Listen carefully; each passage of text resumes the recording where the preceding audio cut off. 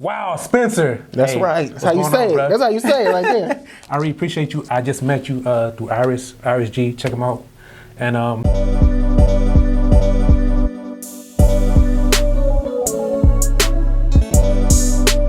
to AS1ONE TV. We're outside.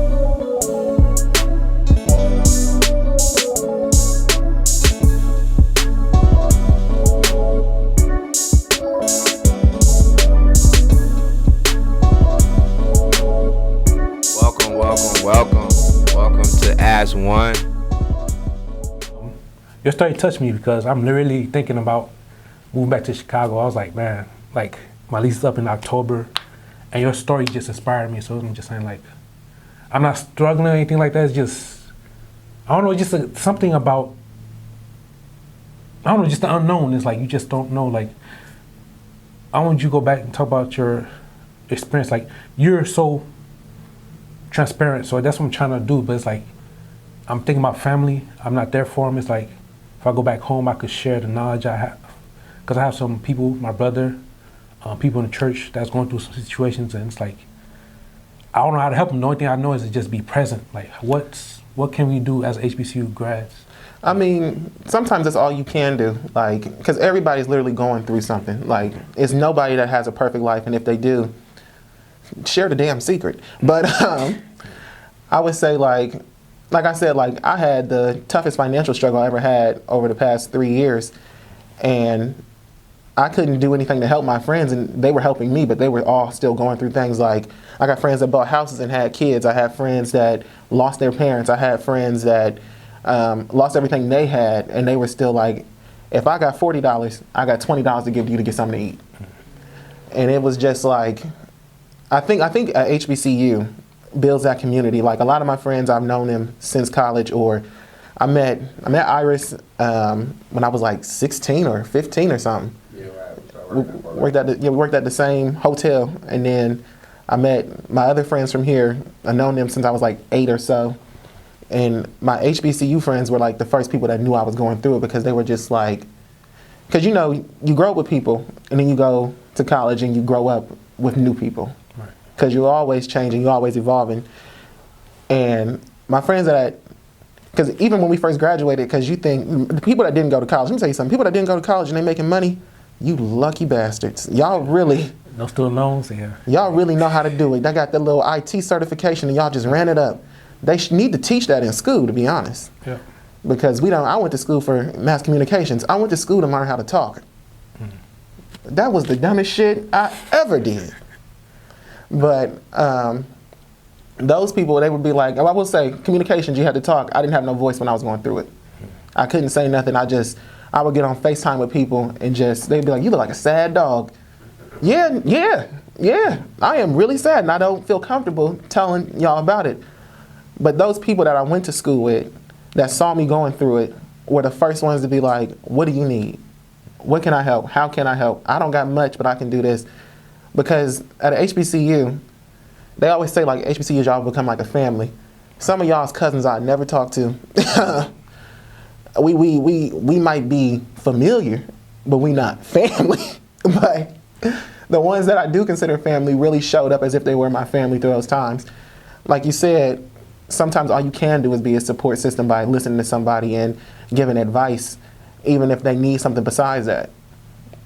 Just continue to do your best to help people in the way that you can. Because any little bit you do, it's helping them, even if it's just a little bit. All right, cool. Would you advise anybody else to go HBCU, or just go to trade school? Because I'm thinking about that too. Like, everybody's like, oh, you got a accounting degree and stuff like that. It's like, still, like, as people that work fast can make more money than me, it's like, it's all about using your voice, being demanding. So, like, would you recommend going to HBCU? I would. I love the networking. Yeah. I love going away from home, Chicago. So it's like. I would tell everybody to go to HBCU. I mean, I would tell anybody black to go to HBCU, anybody Hispanic, anybody white, but it's a certain white, you know. Don't. I had that one white kid on campus. Yeah. You know what I'm saying? You know what I'm saying? Don't come over there and be like, gee willikers, get the please.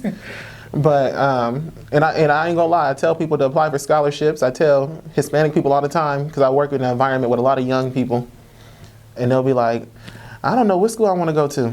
Go to Howard, get a minority scholarship. Your grades are good.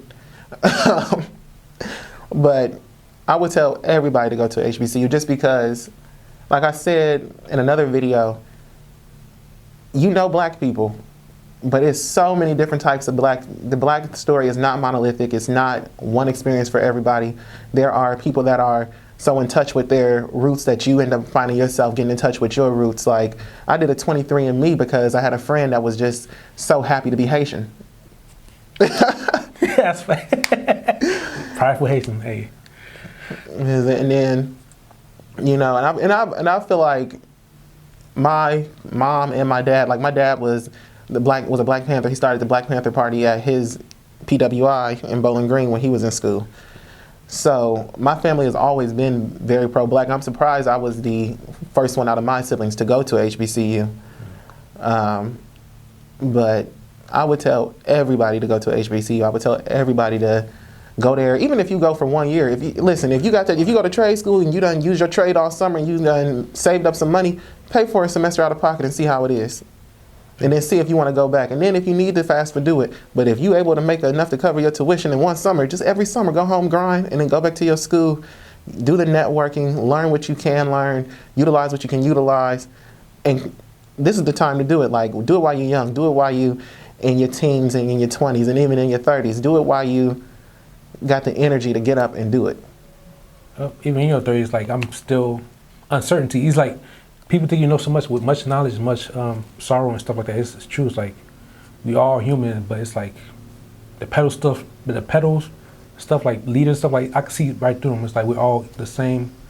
So it's like, hey, but I definitely recommend going to HBCU too. And I definitely appreciate your story, man. It's like you just boosting my energy. It's like I'm in isolation by myself. But I'm still trying to mold myself, but your story definitely did help me out. So that's what I love about this platform, AS1ONE. We just melting together like HBCU. So it's just sharing information. Mm-hmm. Your story definitely touched me, man. I appreciate it. I appreciate you too. Thanks for having me on here.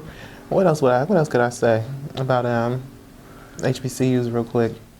You know what? One thing that people that don't tell you about HBCU, it teaches you your value as well. Mm-hmm. Like, do not compromise for anything that's just beneath you. I just put down my post. Yep. What I said was two better than one, but never dim your light. Don't dim it for nobody. It's like, I understand marriage is good, but like be patient. Like everybody's pushing that. It's like, oh, you got a master, you got a job. It's like, no, you have to find yourself still. It's like, still 30, still trying to understand myself. The more I try to do something, the more I see something else. Like, I was thinking about going back to Chicago because I'm like, well, I go back to Chicago and use this, but it's like, just being patient and just mastering your craft. So just take your time. So I definitely appreciate you for real. No worries, thank you. HBCU talk.